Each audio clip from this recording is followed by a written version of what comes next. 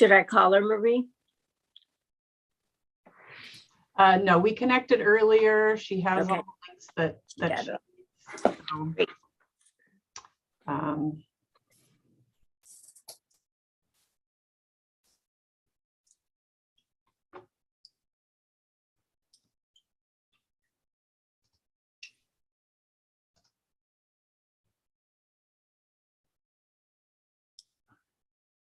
looks like it's 5 o'clock.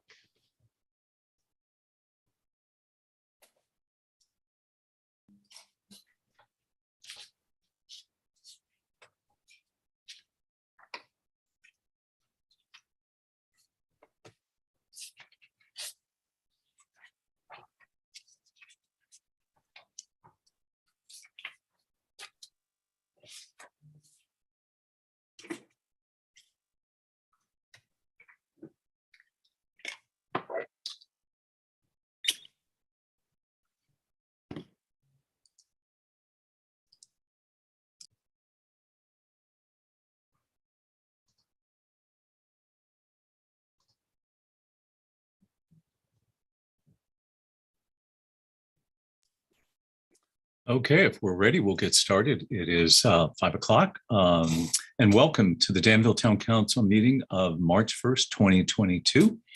And we will start off by having Marie call the roll, please. Yes, Councilmember Fong, Here. Councilmember Morgan, Actually March 15th, but I am here on March 15th. Thank you. Councilmember Stepper.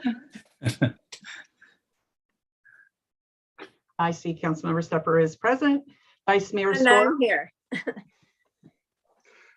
I'm here. Mayor Arnerich. Here. All council members are present. Great, thank you. And we will be joined from time to time by some of our staff members as items come up. And additionally, we have our town manager, Joe Calabriga, here this evening, and our city attorney, Rob Ewing, and of course, Marie Sinceri, our city clerk. And Marie, would you please read the notice for our public meetings?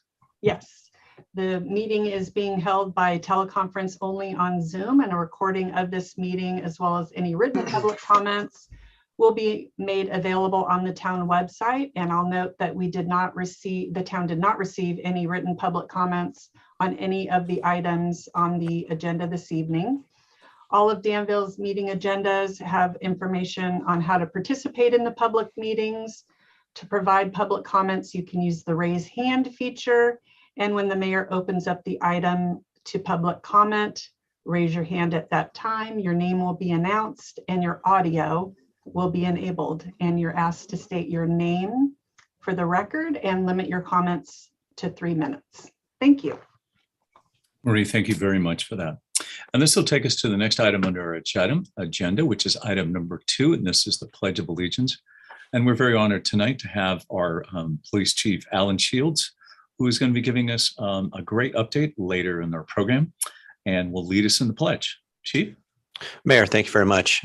If everybody would join me in placing their hand over their heart and repeat after me. I pledge allegiance to the flag of the United States of America and to the republic for which it stands, one nation, under God, indivisible, with liberty and justice for all. Great. Thank you, Chief. And that's a fine way to get started. And the next one is item number 3 for changes to the order of the agenda. Joe, do we have any changes this evening? Mayor Arnerich, there are no changes to the order of the agenda this evening. Great. Thank you very much. And this will take us to item number 4, which is for the good of the town. This is an opportunity for anybody to address the council on anything that is not on tonight's agenda. And because it's not on the agenda, however, we cannot discuss it, but we could refer it for further discussion or action at a later date. And if you would like to speak for the good of the town, I would ask that you please use the virtual raise hand feature that is in Zoom. And tonight it looks like so far we have 2 people, and our first one is Veronica Benjamin Veronica, welcome back. Hello, can you hear me? Yes, yes. Thank you, Veronica. Yes. Hello, Mayor and Honorable Town Council. Today marks a sort of anniversary. It's been 1 year since I've been showing up to these meetings. I know most of you have been on these meetings much longer than me. But as a community advocate, I just feel a responsibility to speak up for two men in particular who aren't here, Latimer Abaleta and Tyrell Wilson. This March has been a very intense month of remembrance and advocacy regarding both of these victims of police violence who perished in our town.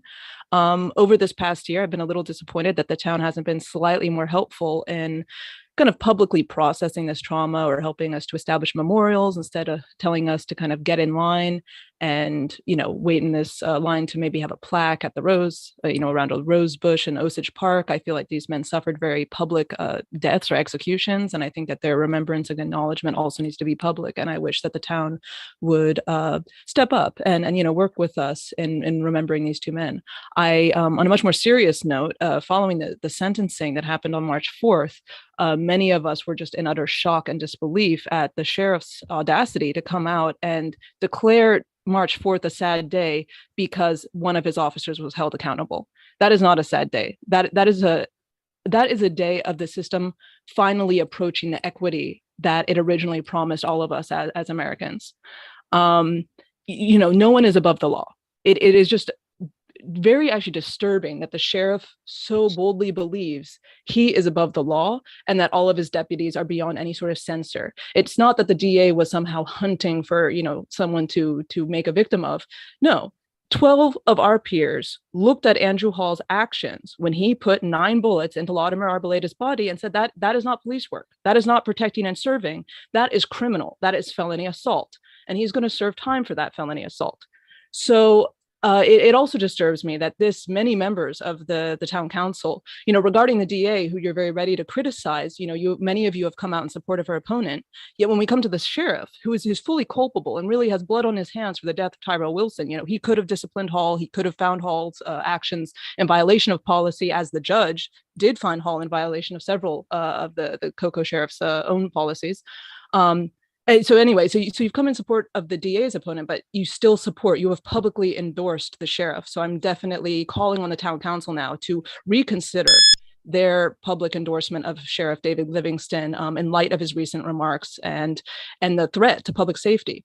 As a person of color, as a person who also has people with mental illness in my family, I don't believe that this is a sheriff who is really interested in protecting and serving all residents. I don't like to think that my life or one of my loved ones' lives is more expendable simply because of our, some of the color of our skin or our mental state. So please take this to heart and continue to work with us. Thank you.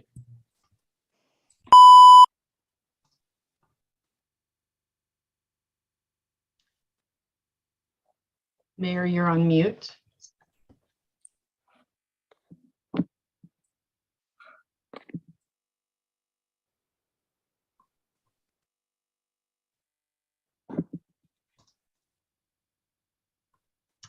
Mayor Arnerich, if you were making comments just now, they weren't heard by anyone because you were on mute. Thank you very much. As Robert would say, rookie mistake. My goodness, tonight. The sun is in my face here.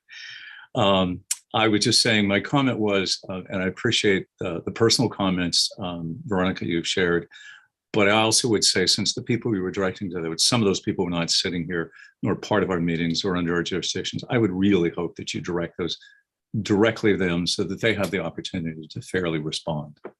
So our next speaker here tonight is Anne. And Anne, if you would please just state your name for the record so we know who you are, and welcome. One moment, please.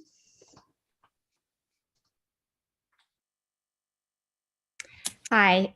Hello, Anne. Welcome. Hi. Thank you. Thank you for letting me speak tonight.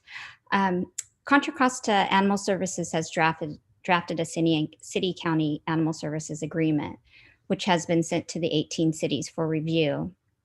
This agreement is written below the basic standard of care by shelters across the state, many of them serving much smaller populations with a fraction of CCAS's budget.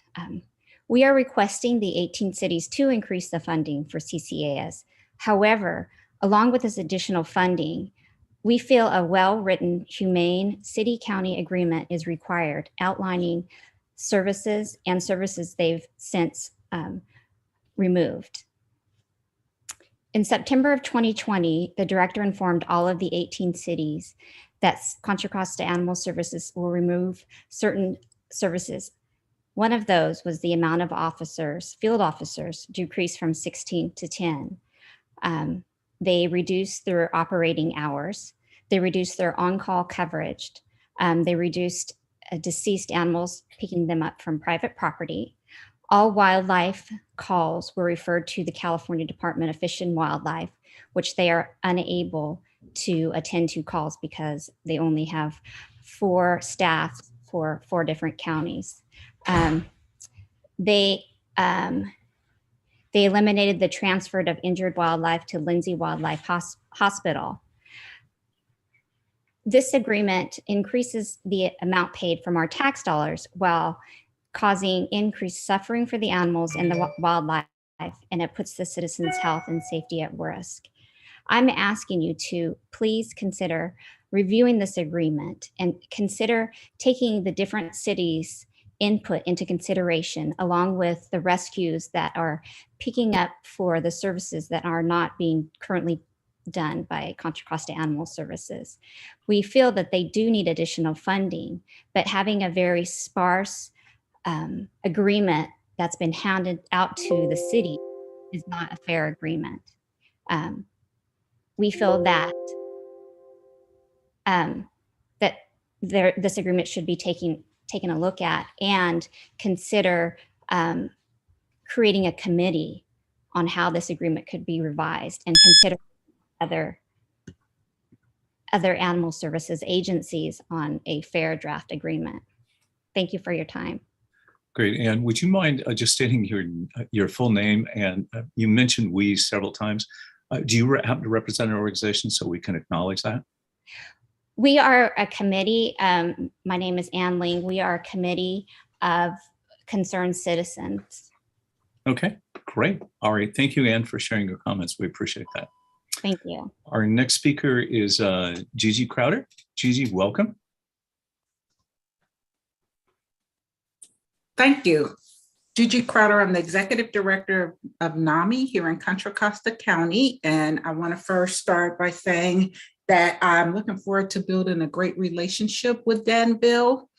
We are supporting any effort to find justice for both Latimer Avaleta as well as Tyrell Wilson. I spoke to Tyrell Wilson's mom earlier today, and I tend to work in a field where I wind up carrying a lot of pain for family members, especially when I kind of carry a responsibility at NAMI to try and support these family members. We weren't able to do it in such a way that spared the life of these 2 individuals, but I've been away from the process a little, focused on other efforts with our Anyone, Anyplace, Anytime Miles Hall Crisis Hub.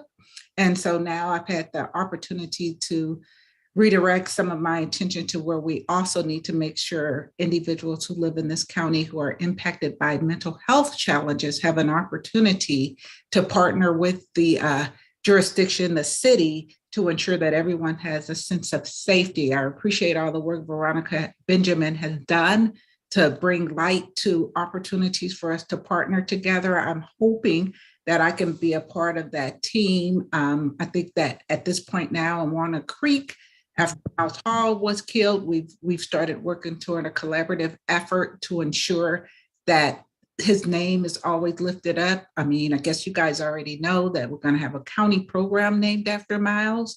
And we're also in their city, they have a park that's named after several young people who lost their life while living with mental health challenges. So I want to acknowledge the work that Veronica is doing to make sure that Danville never forgets those individuals' names. I'm working also with the families to make sure that their pain is turned into purpose. So we want to do this in partnership with the council. So any opportunity that NAMI Contra Costa can help out, we come from a leave no one behind approach. So I'm not wanting to leave Danville behind as we start moving toward having more compassionate approaches and a non-police approach. I recognize you all work with the sheriff department, and that it was that, you know, anyone that was hired by the city who ended up using the badge in a way that did not honor your city. But I do think there's opportunity now for us to learn from that. We get quite a few calls, and I've had great partnerships with, especially like the Danville Children's Guild. They gave us money. There's kids that are having a difficult time in Danville. There's adults who isn't having a difficult time because of COVID. But I think there's an opportunity for us to partner, and I'd like to see that happen. So anyone who needs to contact me, I'm easy to find. So thank you. Thank you, Gigi. Please give our best to Will Taylor too there as well. And thank you for your work at National Alliance of Mental Health Illness, and also your partnership with Discovery Counseling Center as well. So thank you. Our next speaker tonight is Joan. Welcome, Joan. And if also, Joan, would you just please tell us your first and last name so we know how to get a hold of you as well. Yes, so can you hear me? Yes, just barely. Okay, can you hear me better now, I hope? It's about the same. It sounds like you're in a phone booth a ways away from the microphone. Oh, okay. Well, I hope this is better. Anyway, my name's Joan Benjamin. And the item I'd like to bring up, which is related to the Latimer Arboleda issue and the Tyrell Wilson issue, is I would really like to see Danville be a little bit more proactive in its in having like a statement. Like, I don't know if any of you have ever seen, but when you drive into Hayward now, on all their Hayward signs, they have a statement: no room for racism. It's just very clear, very no ambiguity. And I would just like to see Danville take that stance, that we as where I'm sure we're about 99% white here, that we can at least make an effort to try and understand that racism is real and it exists, and that we are all racist to one degree. I am white, my husband is black, but racism is very emotional, and we all have it. And so I would think it would be wonderful for a white community, like I think San Carlos has done this, to say, we do not support racism in any way. And I also think for the children in Danville, I come from a teaching background, that it's really important for children in a community like this to understand that not everybody looks like them. Not everyone is going to express themselves in the same way as them. And I really think it would be helpful to the children in Danville also. So that's all I wanted to mention. I think the other issues have been well spoken about, but I would just like to see Danville do something like that. So thank you very much for the time. Appreciate it. Great, Joan. Thank you very much. I do want to just correct something, that Danville's ethnicity is very different than what you just described.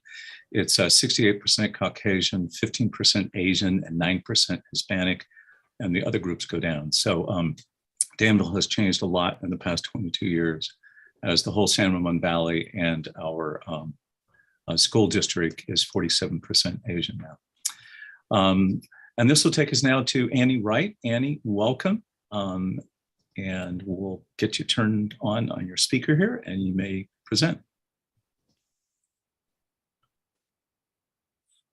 Marie, are we going to let Annie in there?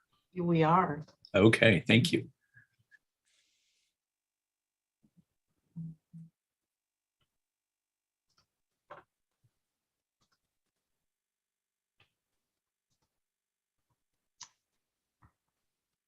She's using an older version of Zoom, and I need to promote her to a panelist to allow Annie to talk. And I'm just letting you know that in advance.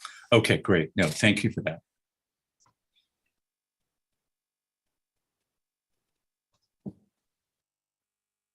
Hi, I'm Annie. I'm a lifelong Contra Costa County resident, animal lover, and rescue volunteer for over 20 years. I've helped control the overpopulation of homeless community cats by trapping and getting them fixed and vaccinated, fostering adoptable kittens and cats. Rescue people like me rely heavily on nonprofit rescue groups for their help. We are the safety net for Contra Costa Animal Services. I'm very concerned about animal welfare and the new service agreement Animal Services sent to the 18 incorporated cities.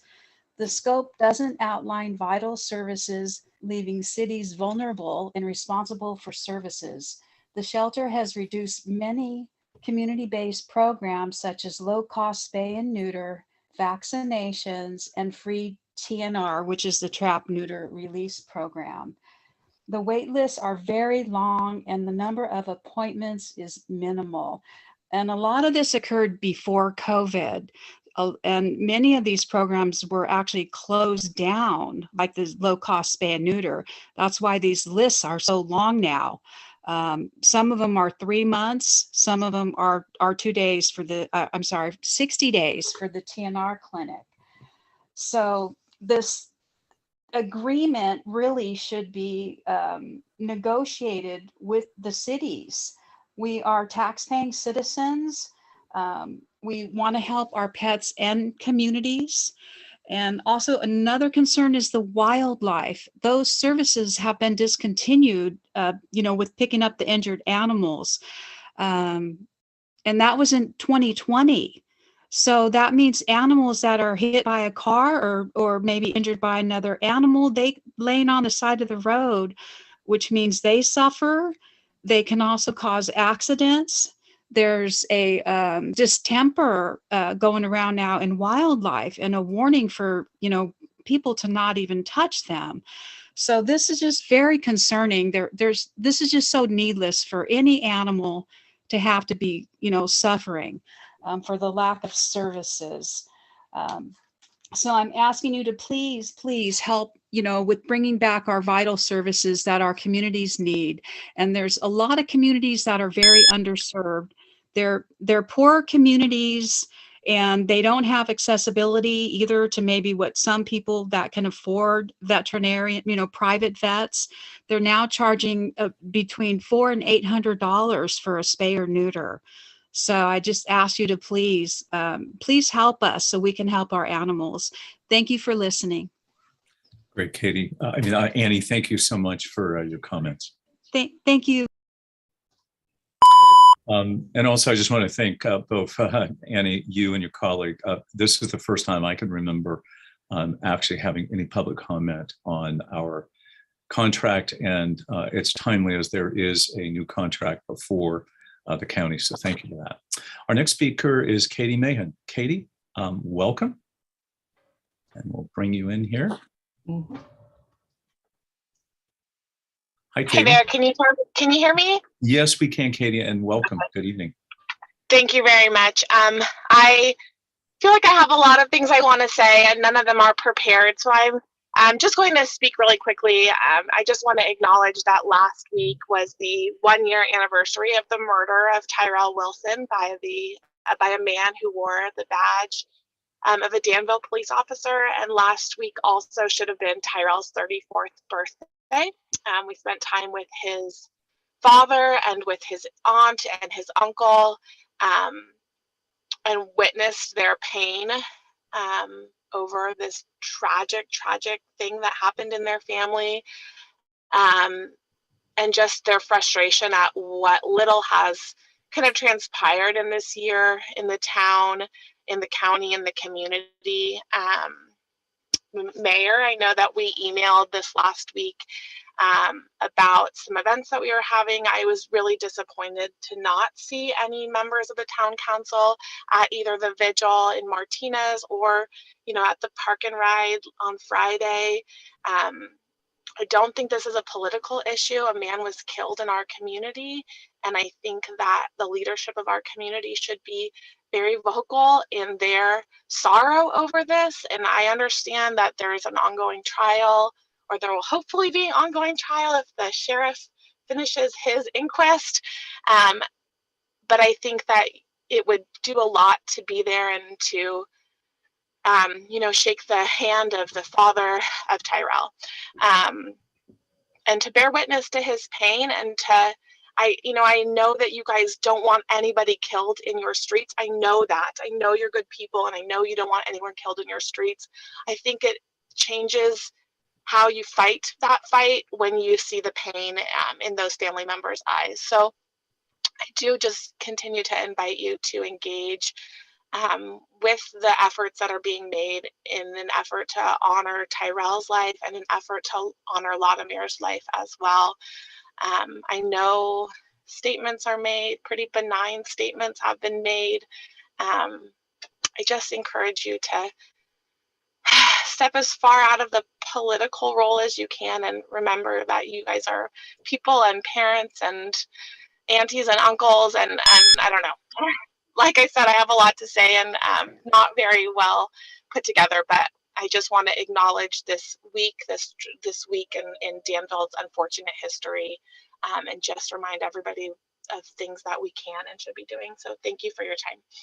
Great, Katie, thank you so much for being here tonight. And this will take us to our next speaker, Lisa Fulton. Lisa, welcome. Hello, this is Lisa Fulton. I'm a Contra Costa resident, and I too, like other callers, have been involved with cat rescue in the county in various communities. And I just want to let you know that the agreement that has been proposed is woefully inadequate. As the other speaker said, there are many services that have been eliminated or seriously cut back. And those of us who are on the ground trapping and trying to find available surgery and affordable surgeries, spay neuters, we are desperate. We're in a desperate situation. The homeless cat population is exploding, and we need these crucial services. Many of these services were cut back before COVID, but COVID became an excuse for not renewing the services. And there's no reason that we can't go back at least to status quo ante. So I urge you to take a close look at this agreement. And there's a group of us out here that are willing to talk with you and give you ideas about what should be in this agreement. It should be at least the standard of care that other counties across the nation have. So, Contra Costa County is not a poor county, and we really need to step up and help the poor communities, especially Richmond and San Pablo. My current project is trying to control the population of homeless cats in a San Pablo neighborhood. So far, over the last 3 years, I've trapped 100 cats, nearly 100 cats. And most of these cats are the offspring of pets that have been abandoned or just have not been fixed. I've found homes for many of them because obviously they are used to people feeding them. Another important thing I want to bring up is also public safety, but also animal suffering. Because of the population explosion in some of these neighborhoods, people are putting out poison, and cats are being killed. And this is true. I know of a feeder in El Cerrito, 10 of her cats, 20 cats have been killed by poison, and she paid for a necropsy, so she knows this as a fact. The point is that so many cats are becoming nuisances in residents' eyes. And so they are resorting to these drastic measures that are just cruel and unnecessary. So please, please take a second look at this agreement. Thank you so much. Great, Lisa, thank you again. Thank you for helping raise the attention to this matter as well. And this will take us to our next speaker, Ivana. And Ivana, if you could let us know your full name as well, and welcome. Thank you, Danville City Council and staff, for taking my call tonight. My name is Ivana Lobos, and I'm a tax-paying citizen in Contra Costa County. And I'm going to speak tonight about the rise in canine distemper, which is an often fatal viral disease that is highly contagious among some mammals. Additionally, it appears to be spreading at a very high rate within our wildlife population, which in turn threaten to infect our domestic dog population. As a dog guardian myself, my dogs receive their distemper, hepatitis, parainfluenza, paravirus, and rabies vaccines when they're scheduled to protect them, but also the dogs they play with. But not everyone has the transportation or financial means to keep current with their pets' medical appointments, much less their own. Canine distemper can be prevented or greatly reduced with a simple vaccine, and the veterinarians all are urging dog owners to make sure their pets are up to date on their shots. Until recently, Contra Costa Animal Services has closed its low-cost public spay and neuter and vaccine clinic, putting the full brunt of those services on the very few nonprofit rescue groups or the average citizen like myself. These taxpayer-funded services have since reopened, but only for 4 owned animals per day on select days of the week, and the wait list is now up to 3 months long to get these services. In the meantime, it seems that Contra Costa Animal Services has been planning for each city in Contra Costa County to pay extra in per capita city fees to offset the cost of the taxpayer-funded services that they are required to provide, but have not been doing. I asked the City Council of Danville not to sign any contract provided by Contra Costa Animal Services until they are able to meet the needs of the tax-paying citizens within the allotted monies for these services. Thank you for your time. Great. Ms. Lobos, thank you so much for, again, raising this issue. At this time, I do not see any other virtual hands raised. This would be the last call. If there's anybody else who would like to address the council on anything that is not on your agenda, please use your virtual raise hand feature in Zoom. Seeing none, then we will close the public comments under For the Good of the Town. And just on behalf of the council, we'd like to thank you, all of you, for all of the issues that we've heard tonight. We appreciate your passion, your concern, and your advocacy, and we do hear you. And thank you again for being here. So this will take us to our next item on the agenda, which is under presentation and proclamations, and item 5.1, which is presentation and proclamation to April Rivero, Executive Director of the National Coalition Against Prescription Drug Abuse, proclaiming March 2022 as Prescription Drug Abuse Awareness Month. Marie, did you see, I sent a note to April. I do not see her here tonight. Do you? I do not see her either. Okay.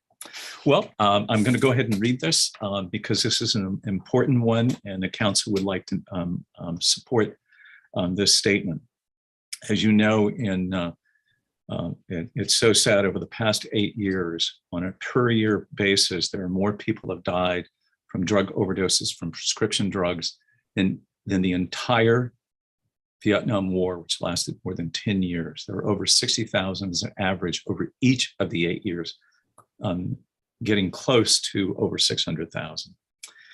Whereas March is Prescription Drug Abuse Awareness Month, which includes highlights that many prescription drugs can alter a person's thinking and judgment and can lead to health crisis, health risk, including addiction, impaired driving, infectious disease, and adverse effects on pregnancy. Whereas anyone who takes prescription opioids can become addicted to them. In fact, as many as 1 in 4 patients receive long-term opioid therapy in a primary care setting struggles with opioid use disorder. Whereas provisional data from the Center for Disease Control, the CDC, indicates that of the estimated 100,306 drug overdose deaths nationally during the 12-month period ending April 2021, 75,673 were from opioids, and 161 of those opioid-related overdose deaths occurred in Contra Costa County. Whereas it is estimated that the economic burden of prescription opioid misuse alone in the United States is $78.5 billion a year, including the cost of healthcare, lost productivity, addiction treatment, and criminal justice involvement. Whereas the National Coalition Against Prescription Drug Abuse engages youth and adult stakeholders from across Contra Costa County to participate in Prescription Drug Abuse Awareness Month activities to raise prescription drug safety awareness, promote safe medication storage and disposal, and ensure naloxone is available for those with high risk of opioid-related overdose. Now, therefore, it be resolved that the Danville Town Council does hereby declare March 2022 as Prescription Drug Abuse Awareness Month and encourages all citizens to participate in prescription drug abuse-related prevention programs and activities, and to spread the word "one pill can kill." And to note to those that are listening here tonight that all of our police officers, all of our schools are all equipped with the anti-drug injections to make our community as safe as possible. Marie, there was also somebody who was going to join. Yes, the youth ambassador, Shrey Sharma, but I don't see that individual in the attendees list either. Okay. All right. Thank you then. But we will make sure that April gets this. She has a personal story to tell that I would not attempt to retell here because she is the person who lived it and the mother of a child who was lost. This will now take us to the next item. Excuse me, Mayor. Yes. I believe there's a hand raised in the attendee. I don't know if that's in conjunction with what you just said. We don't have any public comment on this item. Okay. So this will take us to item number 5.2, and this is the reading of the proclamation proclaiming March 2022 as National Disabilities Awareness Month. Well, do you mind if we just one moment, if we just, as a council as well, April Rivera's son Joey's birthday was last week as well. Just to give a happy birthday, 34th birthday of what would have been his 34th birthday as well. It's Yes, very difficult time for her, I'm sure. Yes, absolutely. Okay, and again, all of us here in the council do know April and absolutely appreciate the work and the countless lives that she's saved by her advocacy and her sharing of the stories and helping guide people to get help that is much needed in our community. So, National Disabilities Awareness Month 2022, whereas on February 26, 1987, President Ronald Reagan officially declared Proclamation 5613, making March National Disabilities Awareness Month, calling for citizens to promote understanding, encouragement, and opportunities to help persons with disabilities lead proactive, productive, and fulfilling lives. And whereas people with disabilities are an important, vital part of our community as valued workers, civic leaders, business owners, veterans, family members, and friends, and they are innovative and valued contributors in the workplace, the classroom, and the community. And whereas 2022 marks the 32nd anniversary of the enactment of the Americans with Disability Act of 1990, also known as the ADA, whose goals include equality of opportunity, full participation, economic self-sufficiency, and independent living. And whereas the ADA has played a historic role in enabling people with disabilities to fully participate in all aspects of society by removing barriers to employment, public services, public accommodations, transportation, and providing access to telecommunications, websites, online systems, mobile apps, and other forms of information and communication technology. And whereas recognition of the contributions of persons with disabilities is an effective way to overcome negative stereotypes and eliminate physical and attitudinal barriers to full participation in all aspects of community life, including education, recreation, and employment. Now, therefore, it be resolved that the Danville Town Council does hereby proclaim the month of March 2022 as National Disabilities Awareness in the town of Danville, and encourages all citizens to recognize the accomplishments and contributions of persons with disabilities throughout our community. And is there any council members who would like to add any further comments? And Marie Sinceri just acknowledged that I believe we should open this up to public comment on either one of these items. after any comments from council members? Seeing none, we will go ahead. So if you would like to address the council on either of these public proclamations, please raise your virtual hand in Zoom and we will call on you. And our first one is Geeta. Geeta, welcome. There you are. Welcome. If you would like to unmute, and please, we look forward to your comments. Having me this afternoon. It's indeed a pleasure to be in front of you. My name is Geeta Baramipur, and I'm here on behalf of Contra Costa County Alcohol and Other Drugs Advisory Board. And I'd like to thank you for observing the Prescription Drug Awareness Month. And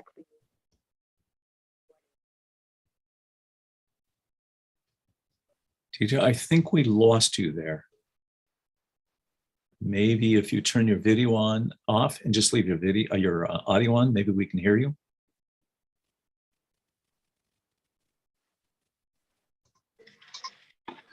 is this better? Yes, perfect. We can hear you. Very clear. Okay.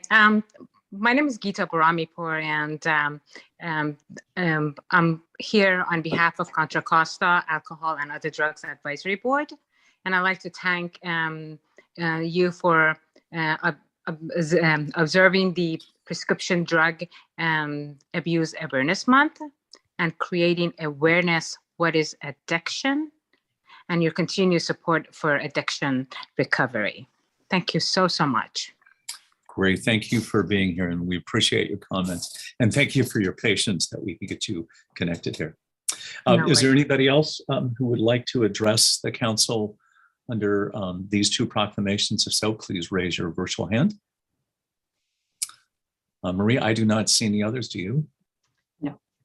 Okay. And then we will close public comment on this item. And again, something new that the council has done, that both these proclamations will be publicized on our website, along with all the other ones that the council does present at our regular meetings. And we hope that those messages will then last not only throughout the month that they are proclaimed in, but also throughout the year to just add our support and recognition. So thank you for that. And this will take us to our next item, which is our consent calendar. That's item number 6. And tonight we have 6.1 through 6.7. These items are considered routine and can be acted on in one motion. However, if there's anybody in the public or the council who would like to remove an item for discussion, we can do so. I will start. Is there anybody on the council who would like to remove any of these items for discussion? Seeing none, if there was anybody attending here who would like to remove any of our consent calendar items for discussion, please use your virtual raise hand feature in your Zoom, and we will call on you and allow you to speak and then try to address your questions. I do not see anybody at this time. Marie, do you see anyone? It looks like there's no public comment on any of these items on the consent calendar. Okay, and we did not receive any written comment, as was stated earlier. I'd like to make a motion for the consent and note that already at the farmer's market this Saturday, I was getting people to come up and talk to me about the Bicycle Advisory Commission, which is one of these consent agenda items. That's great. Thank you for a first. Is there a second? Been seconded by Renee. Also, just to formalize, we have closed the public hearing and for public comment on this item. Seeing no further discussion, Marie, would you please call the roll? Yes. Councilmember Fong? Yes. Councilmember Morgan? Yes. Councilmember Stepper? Yes. Vice Mayor Storer? Yes. And Mayor Arnerich? Yes. The consent calendar was approved unanimously. Great, thank you. This will take us to item number 7, which is under communications. And I'm going to hand this right back to Marie, who's going to go over the 12 positions that we'll be making recruitment announcements for. Marie? Yes. The town is recruiting for Danville residents interested in serving in a volunteer capacity in one of the following 12 positions on the town's newly formed Bicycle Advisory Commission. There are 2- and 4-year terms available, as well as one spot for a youth commissioner, which would need to be a Danville resident of high school age. On the Parks, Recreation, and Arts Commission, the town is looking for 4 members for 4-year terms. And we're looking for a regular member and an alternate as Danville representatives on the Contra Costa County Library Commission for 4-year terms. Applications can be accessed on the town website and are due on May 16th at 4 p.m. And applicants have an option to interview with the Danville Town Council on May 31st or June 21st. And the council is scheduled to appoint those new members on June 21st for terms that begin on July 1st. Thank you. Great, Marie. Thank you for that. And as Councilmember Karen Stepford mentioned just a few minutes ago, the council's very excited to have our Bicycle Advisory Commission. This will be 6 new community members. We will be interviewing those at the end of May and towards the end of June. So thank you for that. And this will now take us to item number 7.2. And we're delighted to have our Chief of Police, Alan Shields, here tonight to give us our annual report, an update that we're all looking forward to. Chief, welcome. Well, thank you, Mayor. Vice Mayor, appreciate the opportunity to present our report to you. I'm going to go ahead. I do have a PowerPoint here, so I'm going to work to share the screen here. Give me one sec. PowerPoint.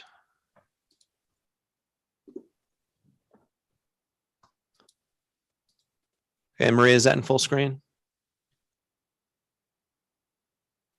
Now it is. Okay, yeah, perfect. Good. All right. Well, let's we'll start here today. I'm going to cover this report. It is 28 pages long. I'm not going to go over every single point in the report, but I do want to cover the wave tops. I want to make sure that I talk about crime, traffic, some of the practices that we're putting in place and that we've been having in place for a long time to address some issues here in the town. And then we'll talk about what we're doing in the way of outreach. And I want to cover some of the good accomplishments that the staff and the volunteers are doing to serve the community here in Danville. But if I had to pick one theme for this presentation, I wanted to look at Pelion Principle number 9, and I did write it. It's on page 3 of the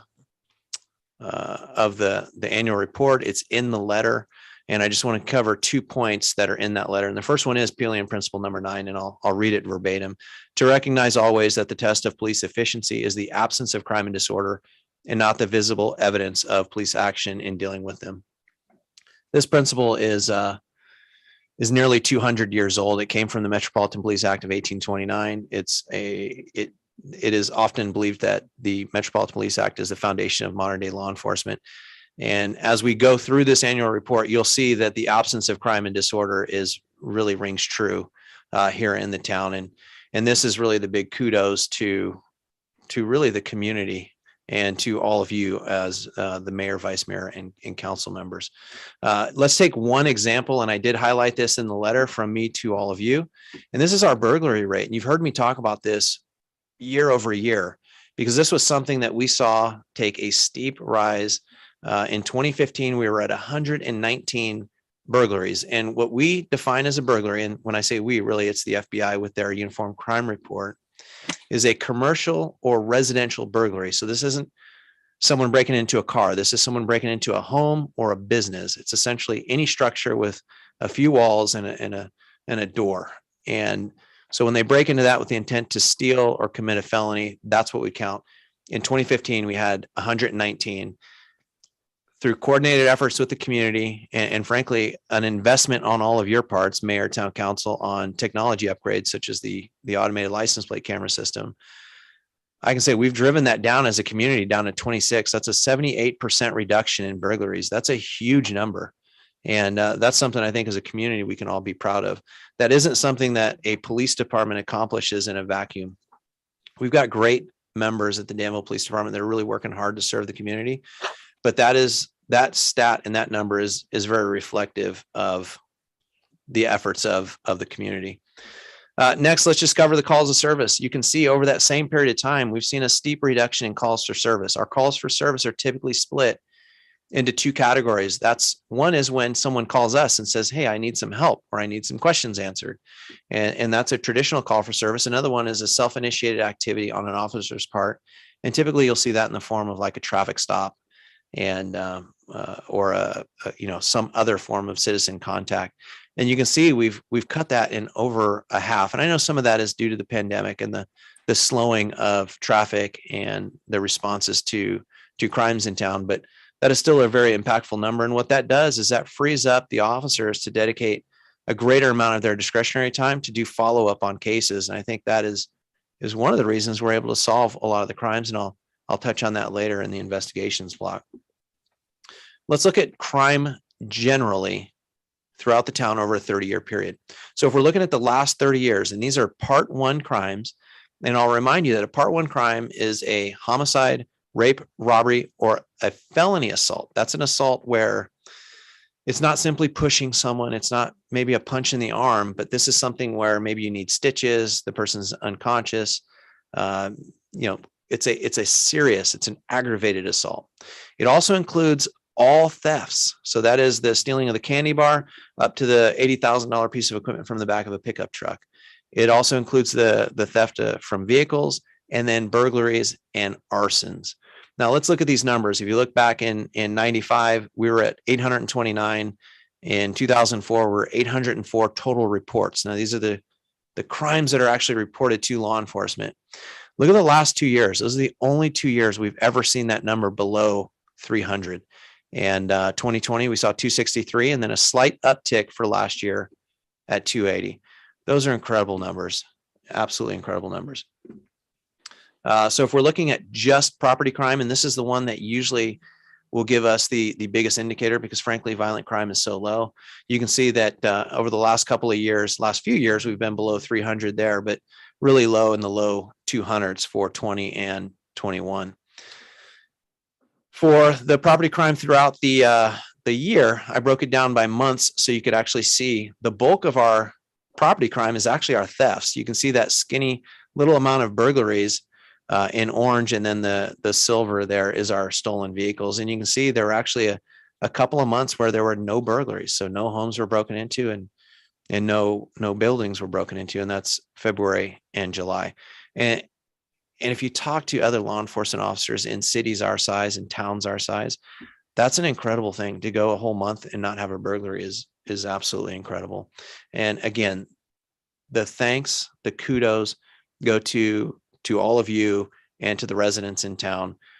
We've got some of the best witnesses. We've got some of the most engaged residents, and we are able to do what we can do to serve the community because they do so well. Let's look at violent crime.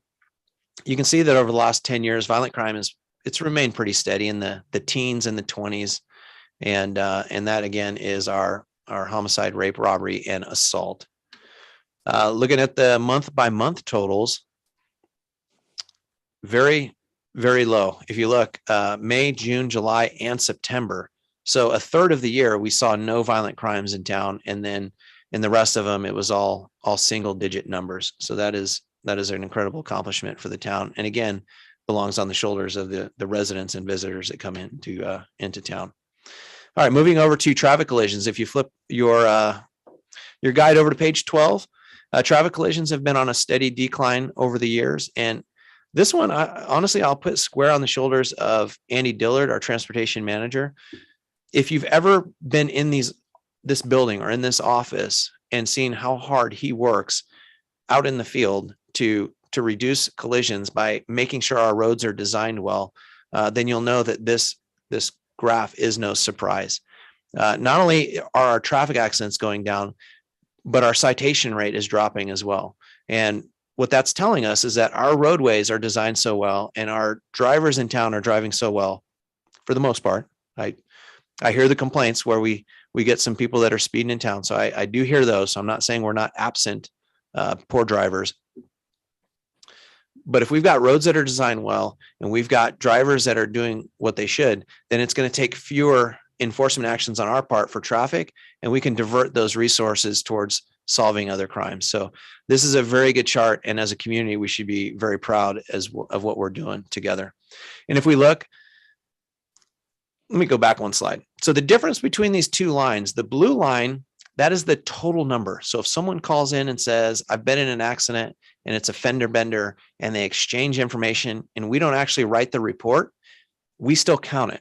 And it's important for us to count it so we can know where to focus our traffic enforcement efforts and where to point Andy Dillard to solve a lot of those pesky traffic problems. The orange line, that is the line of actual reports that we take. And if we look at the next slide, of those reports that we take, this is what the breakdown looks like. 2021 was a good year. We had no traffic fatalities. We did have some hit and runs, and I'm happy to say actually that most of them were fender benders. These weren't major collisions, intersections where cars are running off. But when I look through the numbers on these, most of them are like your parking lot fender benders, your parked car type of hit and runs.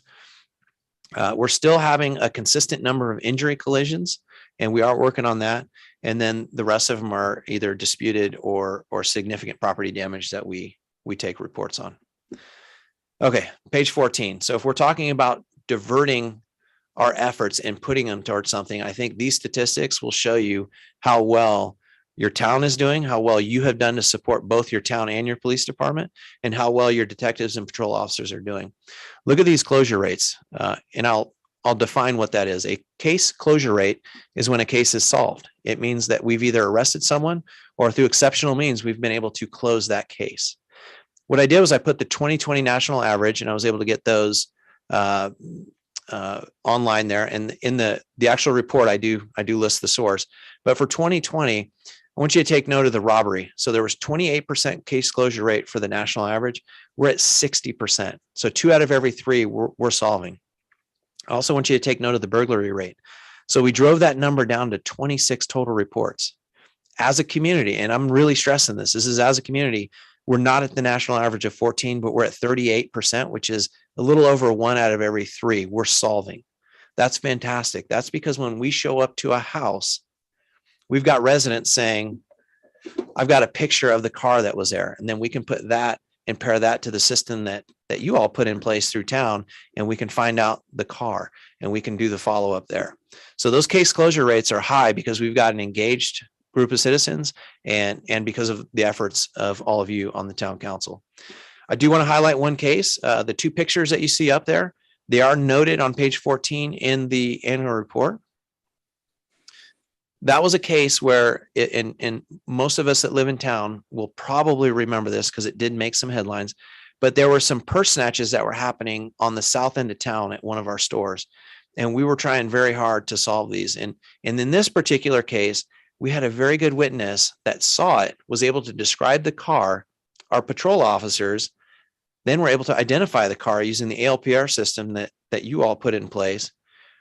And frankly, through very good investigative follow-up, through working with local agencies, we were able to identify the 3 people responsible for a series of purse snatches and robberies. Once we did that, the detectives were able to get arrest warrants for all 3. Fortunately, 2 were arrested local in the area, but 1 was arrested in Southern California. So our detectives, not letting anything go, actually flew down to Southern California, executed the arrest warrant. They also did a search warrant on the person's car because that was the car that was used in some of the crimes, and were able to recover a large amount of stolen property, tens of thousands of dollars worth of stolen property. So just a very good job on the detective's part. That case is sent over to the DA's office, and we're happy to say that we are holding those accountable, and we're making our victims whole here. Youth services.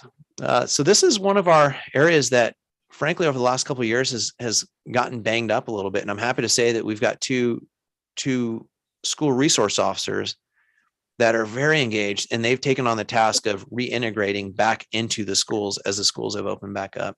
Alma Tinajero and Megan Morales are doing a fantastic job, and they're working in both of our schools. And what I want to highlight, though, and I threw her picture up here, and that's Lauren Brown.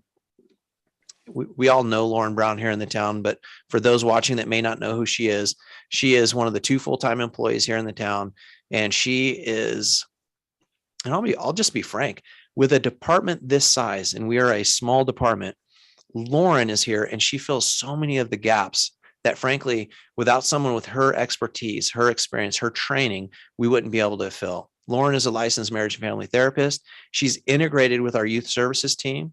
And what she does is she works with those officers. And when there are parent education nights or teacher education or student education, she's at those. She's also integrated into your elementary and middle school. She provides training there.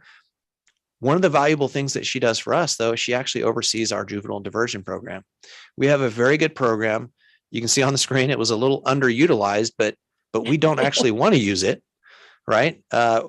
She oversees that program. And what she provides is she provides some experience with her time as being a counselor. She's able to actually look at the situation. So if one of our juveniles committed a crime and we feel it's a good case for diversion, she'll actually evaluate it and determine a good path for education, for training, maybe a referral over to our partners at Discovery Counseling Center for some counseling. So what we're happy to say is with Alma and Megan and with Lauren's work, we had 7 cases that we diverted and only 1 failed to complete that program. That is an excellent success rate. That means the other 6 didn't reoffend, aren't going into the criminal justice system, and are better, frankly, for it. So kudos to Lauren, Alma, and Megan. They're doing a fantastic job, and they're doing very well. And I look forward to the every 15 minutes program that Alma is working on with our partners over at Seminole Valley High next month. That'll be a great program. Dovetailing on Lauren Brown, because she actually is our program coordinator for our mental health program, I want to talk about mental health, and I want to really highlight this. I know I talked about it last year at one of the quarterly updates, but I think it's very, very important that we understand what your police department is doing proactively to try to reduce our incidence of mental health. And this really goes back to Pelian principle number 9, right? We're supposed to be working on the prevention side. We shouldn't sit back and wait for things to happen. First, I want to highlight we call it the MET team. It's the mental health evaluation team. And that's a partnership between Contra Costa Health Services and our Contra Costa County Sheriff. And it is a great partnership. And I show the picture down there on the right-hand side. That's Jen Yen and her partner. And they are off in the county all the time doing case management. So if I'll give the kudos to Lauren, if Lauren decides that there is someone that meets the criteria for additional help and services, in other words, we think that person might deteriorate to a point of being gravely disabled or endanger themselves, we want to intervene earlier. And that's when we'll alert the MET team and ask that they do some case management. And we've seen great success. I've heard them on the radio. They're out and about doing case management. And what I can say is that the people that we've referred to MET, we don't see again. In fact, there was one time we went out to a call, and I actually went out myself. And when I got to the call to see the mother that was in distress over her son, she was actually talking to Jen Yen on the phone, and it was actually Jen's day off. So it is a very good program, and I'm very happy that we are seeing some success and we're seeing some engagement right here in Danville with that program. Next, I'd like to highlight MCRT, which is a mobile crisis response team. Again, another program that we're actually seeing success and we're seeing engagement in our community. That is meant to be a preventative or an alternative to calling 911 and having law enforcement come out. And the idea is when there's only 2 options, do nothing or call law enforcement, there has to be steps prior to that. And that's really where MCRT fits in. And this gives parents, family members, maybe someone in crisis, an avenue to reach out and ask for help. And that right now is being used through 211, and they can be they can be elevated if MCRT decides, but they will try to handle those calls. And sometimes it's just handling it over the phone. Sometimes it's an in-person visit. And sometimes it's an in-person visit, maybe with law enforcement there, just to act as security. The third thing, and frankly, I'm really excited about this one, is the partnership that we have with Seminole Valley Fire. Chief Meyer, he's fairly innovative, and he does an excellent job to provide services, not just in this area, but everything to do with a medical or fire response. Paige Meyer and his team are absolutely phenomenal. And so I'm really excited to see, as this is forming, what comes up. And what we've done is we've agreed to go on board with them, jump in on the training. And the goal of this program, led by the San Ramon Valley Fire, is to, again, have one of those responses that's in between doing nothing and having law enforcement come out. And so we're really excited about this. We're really jumping into the training with San Ramon Valley Fire, and we can't wait to see this thing get off the ground this year. The fourth bullet point here is one of the things that I want to stress to all of you, because it is something that we've been doing for a while. And I'll give a shout out and some kudos to now Assistant Sheriff Steve Simpkins, but former Chief Steve Simpkins right here, because in 2015, he and Chief Joe Gordon down in San Ramon decided, hey, we need to do something more instead of just simply responding to these mental health calls. And what he devised back then and put Lauren Brown in charge of was tracking and working to give additional services to folks suffering from mental health, but then also their families. And the idea was we needed a liaison to connect between county mental health and our population here in town. And so since 2015, Lauren Brown has been tracking all of our cases. And if she finds one where maybe there's an opportunity to reach out to a parent, to reach out to a family member, and then connect them with services at the county, she does that. So this is something that we've been paying attention to for quite a while, and we've been working hard to try to engage and provide services. The last one is that option at the end, and that is when officers go out to do a mental health evaluation. What an officer is going to look for is whether or not this person is a danger to themselves or others, or gravely disabled, and they are that way due to a mental health condition. If they meet that criteria, what an officer will do is they'll put them on a mental health hold. Our fire department will come out and transport them to a psychiatric care facility so that they can receive treatment. So there is not just one option here for your Danville police officers, but we have a lot of options. And frankly, we're just very happy to have someone with so much experience like Lauren Brown that's actually in-house here that can provide the kind of assistance and direction that we need. Outreach.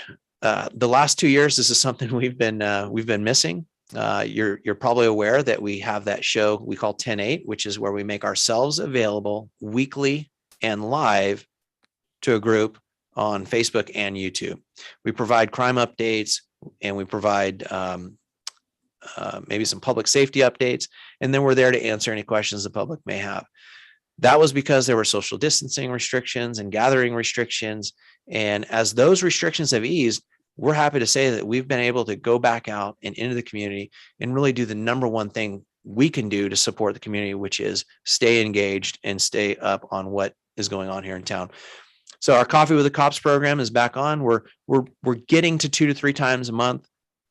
We're spreading those out across the town. In the upper left-hand corner, you can see that's the Starbucks over by the high school.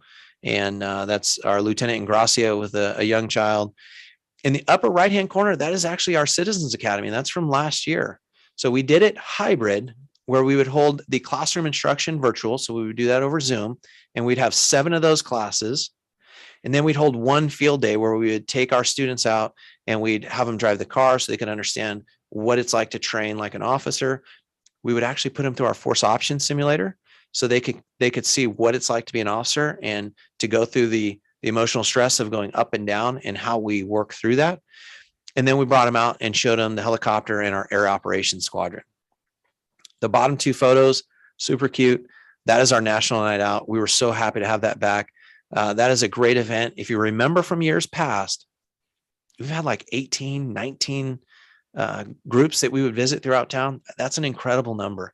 Last year, I'll be frank, I was pretty nervous. I wasn't sure how many were going to sign up, and we ended up with 11 communities that we were able to go visit. So we were really happy. People were engaged.